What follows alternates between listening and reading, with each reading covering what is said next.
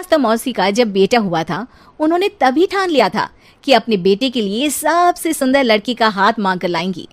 श्रीवास्तव मौसी को भी बचपन से हीरोइन बन के रहने का बड़ा शौक था, तो बहू भी उनको हीरोइन जैसी ही चाहिए थी। एक दिन उन्होंने मिस गाजियाबाद डिम्पल से उसकी शादी करवा दी। यहाँ बस एक ही दिक्कत थी, डिम्पल को फेस मास्क बनाना तो आता था, पर आटा गूंथना नहीं आता था। बातें तो पक्की पक्की करती थी, पर रोटियां कच्ची पक्की बनाती थी। कमला बहन, मानना पड़ेगा, आप शहर की सबसे सुंदर लड़की को ब्याह कर ले आई है अपने बेटे के लिए। अब इसमें हमने तो कुछ नहीं किया भाई साहब, सब ऊपर वाले की कृपा है। जी जी, तो क्या क्या कर लेती है आपकी बहू? सब कुछ। जाओ बेटा डिम्पल, शर्मा जी के लिए थोड़ा नाश्ता पानी बना लाओ। डिम्पल नजदीक जाकर श्रीवास्तव मौसी के कान में फुसफुसाती है। मम्मी जी, नाश्ता बनाना तो नहीं आता, सिर्फ पानी ले आओ। अरे बेटा, तुझे देखने कितने लोग आए हैं, इन सबको पानी पिलाने का ही इरादा है क्या? सुंदर हूँ इसलिए देखने आए हैं।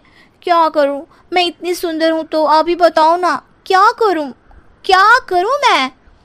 अरे बेटा, कुछ मत कर, खाना बनाना सीख ले बस। श्रीवास्तव मौसी की लिस्ट में सुंदरता सबसे ऊपर आती थी और उन्हें उसी का फल मिला। उनके बेटे अशोक ने एक दिन माँ से शिकायत की। माँ, कैसी बहू ढूंढ कर लाई हो? मैं शाम को थक हार कर घर लौटता हूँ तो मुझे कहती है, आज पेडिक्योर करना है, करवा दोगे? अरे जबकि दिन भर काम करके पाँव मेरे थके थे। अरे बेटा ठीक है ना, धीरे धीरे सीख जाएगी। अरे क्या सीख जाएगी माँ, उससे कुछ भी नहीं आता। हफ्ते भर का शेड्यूल बना लिया है उसने, पेडिक्योर, हेड मसाज, मुल्तानी मिट्टी का ये वो, अरे पता नहीं क्या क्या।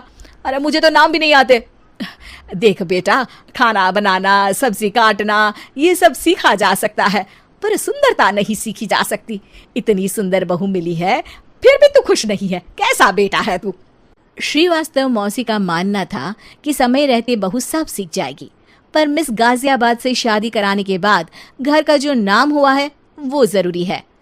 अरे सबकी बहू खाना बना लेती है, हमारे घर में तो काम वाली दीदी भी है, पर हमारे घर में जितनी सुंदर बहू है ना, उतनी किसी के घर में नहीं। ऐसा श्रीवास्तव मौसी सबको कहती रहती। फिर एक दिन वो हो गया जो नहीं होना चाहिए था, डिम्पल को पिंपल हो गया। डिम्पल घर में छुपी बैठी थी, पर ऐसी खबर छिपती कहाँ है। शर्मा जी घर में अपने बेटी की शादी का न्योता देने आए तो उन्होंने पूछ लिया, अरे आज आपकी बहू नहीं दिख रही? हाँ, वो ना थोड़ा काम में बिजी है, आती ही होगी। और इतने में डिम्पल सही में किसी काम से वहां आ जाती है। बस शर्मा जी की नजर पड़ जाती है डिम्पल के पिंपल पर, जो उन्हें चांद पे दाग जैसा लगता है। पूरे शहर में बात फैल जाती है कि डिम्पल को पिंपल हो गया है। ये दिक्कत काफी गंभीर थी और श्रीवास्तव मौसी को पता था कि अगर ऐसा चलता रहा तो उन्होंने जो हासिल किया था सब मिट्टी में मिल जाएगा।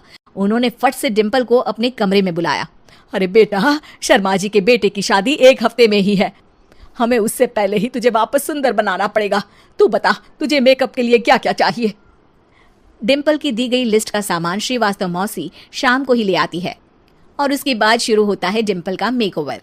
1 हफ्ते में सारे क्रीम्स पाउडर टेस्ट हो चुके हैं और डिम्पल और श्रीवास्तव मौसी रेडी हो जाते हैं शर्मा जी के बेटे की शादी के लिए।